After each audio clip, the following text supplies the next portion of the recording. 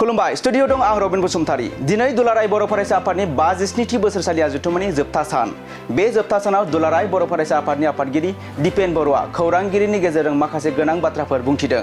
बिथाङा खौरांगिरिनि गेजेरजों बुंथिदों दि फैगौ एप्रिल दानाव बड'फानि मुङै बड'फा उपेन्द्रनाथ ब्रह्म मार्ग मुङै दोननो थाखाय भारत सरकारा थांखि लाबाय।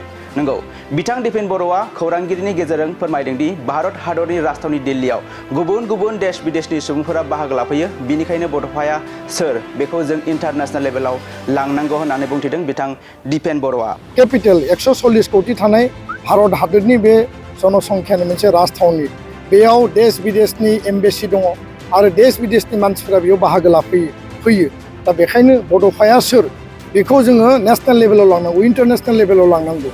आरो दिनै जोंनि दाबि बायदि बिथाङा स्वयं दिनै घोषणा खालामनानै गालांबाय, फैबाय थानाय एप्रिल दानाव अफिसियेलि बड'फानि मुङै खोब मोजां परिबेशनि गेजेरजों बड'फा उपेन्द्रनाथ ब्रह्म मार्ग मुङै दोननो थाखाय भारत सरकारा थांखि लाबाय आरो बेखौ बेखेवनायनि हाबाफारि लागोन।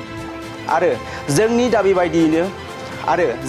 बायदिनो बिथां नखर मन्थ्रिया दिनै फोरमायबावलांदों दि फैगौ एप्रिल दानाव बड'फानि मुङै बड'फा उपेन्द्रनाथ ब्रह्म मार्ग मुङै दोननो थाखाय भारत सरकारा थांखि लाबाय आरो बेखौ बेखेवनायनि हाबाफारि लादों होनना फोरमायदों बिथां दिपेन बर'आ।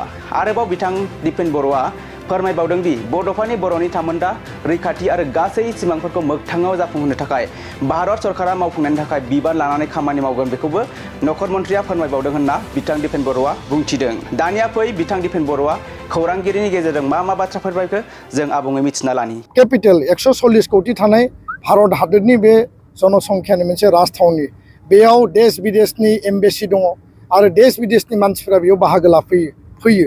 दा बेखायनो बड'फाया सोर बेखौ जोङो नेशनेल लेभेलाव लांनांगौ, इन्टारनेशनेल लेभेलाव लांनांगौ। आरो दिनै जोंनि दाबि बायदि बिथाङा स्वयं दिनै घोषणा खालामनानै गालांबाय, फैबाय थानाय एप्रिल दानाव अफिसियेलि बड'फानि मुङै खोब मोजां परिबेशनि गेजेरजों बड'फा उपेन्द्रनाथ ब्रह्म मार्ग मुङै दोननो थाखाय भारत सरकारा थांखि लाबाय आरो बेखौ बेखेवनायनि हाबाफारि लागोन। नैथि खोथाया जाहैबाय जे बड'फा उपेन्द्रनाथ ब्रह्मनि जि सिमां बर'नि थामोन्था रैखाथि आरो जि आत्मनियन्त्रणनि थाखाय जि सिमां नुदोंमोन, बे गासै सिमांखौ मोगथाङाव जाफुंहोनो थाखाय बिथाङा मोनफ्रोमबो बड'फानि सानथौ सानस्रि सिमांखौ मावफुंनायनि थाखाय भारत सरकारा बिबान लानानै खामानि मावगोन, बेखौ बिथाङा फोरमायलांदों। आरो बे खोथाफ्रा जोंनि थाखाय बेसेबांबा ओंथि गोनां।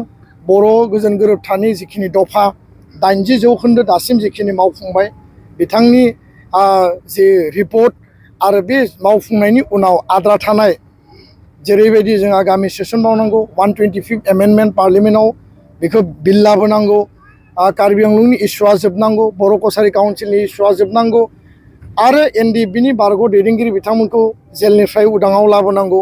बिथाङा मोनसे गासैखौबो बुङाखैब्लाबो बे खोथाखौनो प्रमान खालायो जे फैबाय थानाय 2 बोसोरनि गेजेराव एकर्डनि मोनफ्रोमबो दफाखौ 100% मावफुंनानै बर' गोजोन गोरोबथानि जिखिनि कमिटमेन्ट बेखौ फुरा खालामगोन होननानै बिथाङा घोषणा खालामदों।